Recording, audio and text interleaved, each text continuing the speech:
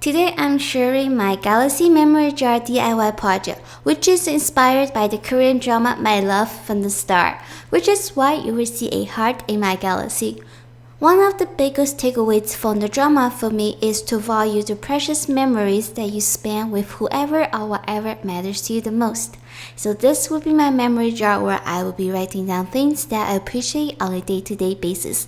Well, at least I would try to make it a day-to-day thing. For this DIY, you will need a jar. I have the spaghetti sauce jar. Acrylic paints, I'm using the following colors: black, dark blue, blue, purple, and white. Foam brushes, I'm making mine out of the dollar store sponges. So yeah. Paint holder, I'm using a plastic paper plate.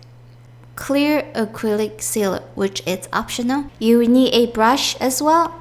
Before we actually start working on this project, we need to practice painting galaxy first. At first, I thought it shouldn't be too hard to paint a galaxy because it looks like you just blend all the colors in or something like that. But nope, it's actually harder than I thought. If you don't want to mess up the jar right away, then definitely practice the painting on paper first. After you have practiced painting galaxy on paper, you can either use your final result as a reference or find an image online to be used as a reference. The first thing I'm doing here is to create different blocks of color sections. For example, here I'm working on dark blue and blue.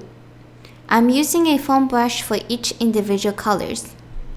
To blend the borders of each color blocks, what I'm doing is taking a small paint from each color. For example, I will dab on the purple and then dab on the blue and then just dab it right onto the jar. I don't do any a full blending. Now I'm done with painting the whole jar, and the next thing I'll be doing is to add stars to it. To make the stars, I'm using a brush and dab it onto the white paint, and then use my finger to create the stroke motion so that the white paint will splatter onto the jar. Do be careful with this method though, because initially you will get the big ones. I don't mind them, so I just let them be. If you want to reduce those big splashes, what you can do is have your first 2 to 3 strokes on a paper instead of onto your jar, but it only reduces the chance of getting the big ones.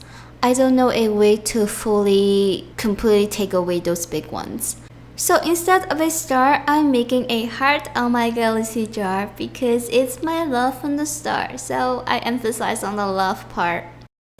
If you messed up any of the paintings and whatnot like I've done here multiple times, what you can do is use the galaxy colors and just dab over it to clean up the mess. The next thing I'm working on is on the lid. I have my lid sitting on a can that kind of holds it nicely so I can work on the whole thing at once instead of waiting for it to dry on one side before I can work on the other side. The first thing I'm doing here is making it all black so that I have a nice space to work with. For my galaxy jar, I feel like the blue and the purple sections are the most pretty ones, so I'm using that on the lid. Then I'm using the same method to add the stars onto it to make it more galaxy-like. And ta-da! Here is the final result. The one you are seeing here is without adding the clear acrylic paint. I kinda don't like how it feels even though it looks really nice, so I decided to add clear paint too. Since I only have the glossy version of the clear sealer, you will see the reflections from the light.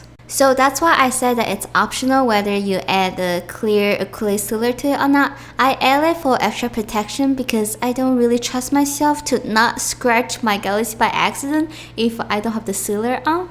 So yeah, that's all for my memory galaxy jar. After your jar is completed, all you need to do is write down whatever happy or good things that happened to you that day and just drop that little strip into the jar. That's it for my galaxy memory jar. Thank you for watching. Bye!